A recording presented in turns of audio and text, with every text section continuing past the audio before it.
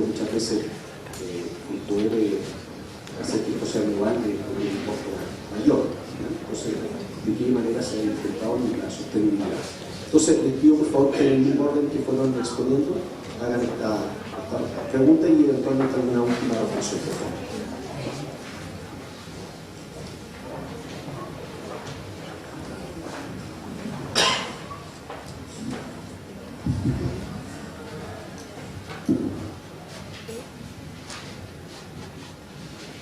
Bueno, en relación a los problemas principales que nos topamos, es que no había un conocimiento de lo que era principalmente, o sea, más que un conocimiento, como que no había una real conciencia de las actividades que se hacían al interior de las fiscalías y cuánto tiempo tomaba ello. Otro problema que nos topamos también es que no había una estandarización de las actividades, ni en las unidades de apoyo, ni en las fiscalías locales. Eso hizo que tuviéramos que volver a correr un proceso 2 veces y que los tiempos que teníamos planificados se fueran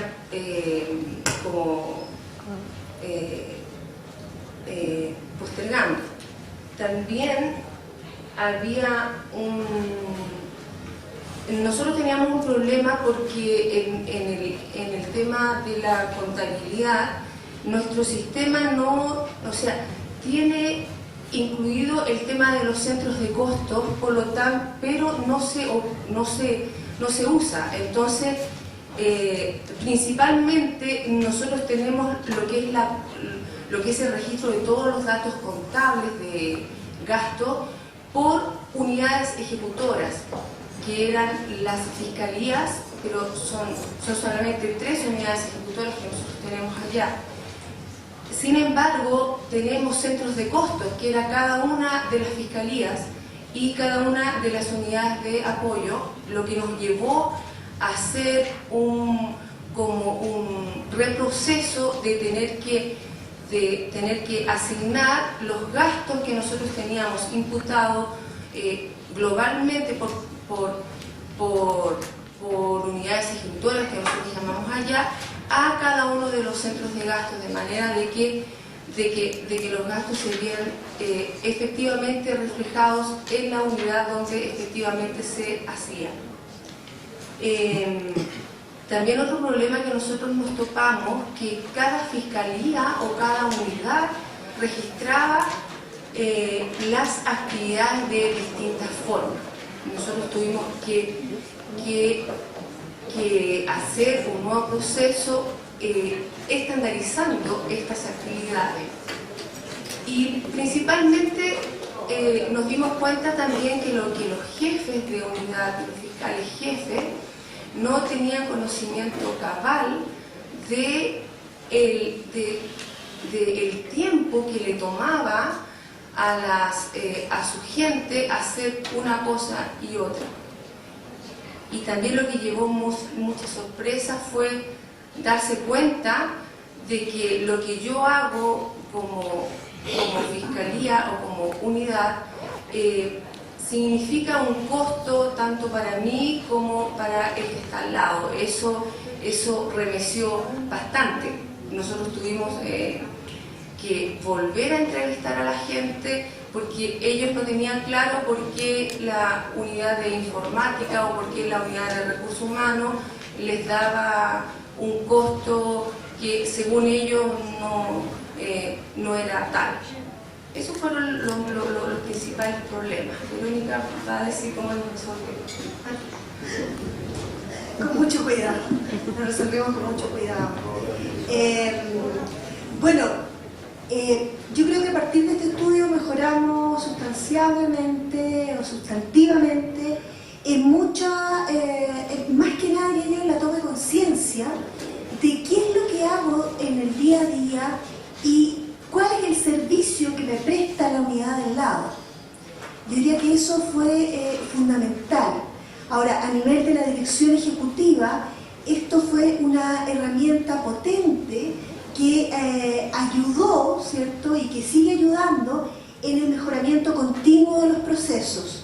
Nos permite entonces rediseñar, ¿cierto?, constantemente los procesos, y como les comentaba hace un rato, se creó, por ejemplo, esta unidad de tramitación de casos menos complejos, donde, ¿cierto?, se hacen actividades estandarizadas y por ello se ocupa un recurso que es bastante escaso y bastante caro además, que el recurso fiscal se ocupa donde debe ocuparse y no en actividades administrativas que a lo mejor no es necesario, ¿cierto?, ocupar a los 5, 10 o 15 fiscales de una unidad en esta tramitación de casos menos complejos. Entonces, esa yo diría que fue uno de los grandes beneficios que obtuvimos con esto, aparte de lo que les comentaba también del benchmarking interno, que nos pudimos, ¿cierto?, dar cuenta de cuáles eran las actividades y además poder estandarizar estas actividades. Por ejemplo, nos encontramos en una primera etapa con que algunas fiscalías decían dentro de su actividad asistencia a audiencia, lo que es lo más lógico, ¿verdad? Sin embargo, nos encontramos finalmente con que otras fiscalías nunca iban a las audiencias. Y no era así, simplemente era que esa actividad de asistencia a audiencia ellos la tenían considerada en otro tipo de actividad. Por lo tanto, para poder compararla, necesitábamos, ¿cierto?, separar cada una de esas actividades y poder ver cuánto tiempo real estoy ocupando en esa u otra actividad. Sí. Con respecto al tema de los porcentajes que tanto se debatió, nosotros llegamos ahora al 82% para lo que son los gastos de personal, cargas sociales y demás, y el 18% para el resto. Lo primero que hay que tener en cuenta es que de ese 18 no todo es inversión neta, digamos, hay mucho dinero de eso que se gasta en gasto corriente, liquidez y demás.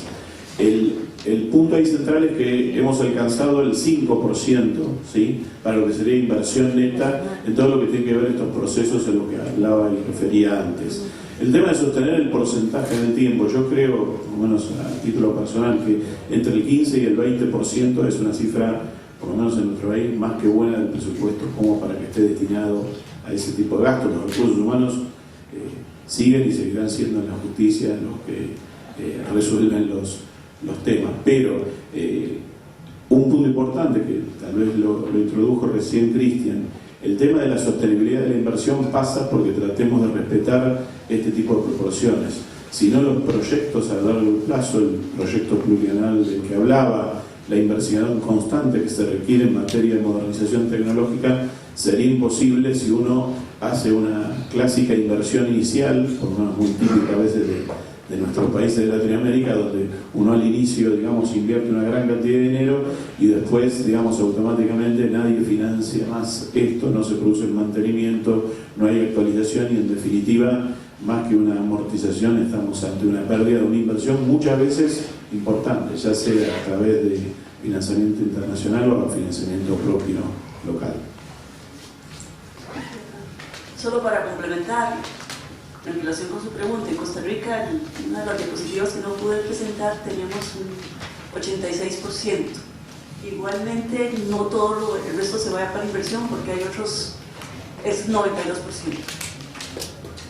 En relación con la pregunta de la señora sobre la política de género, mire, yo creo que nosotros hicimos un ejercicio transparente de crítica del primer programa.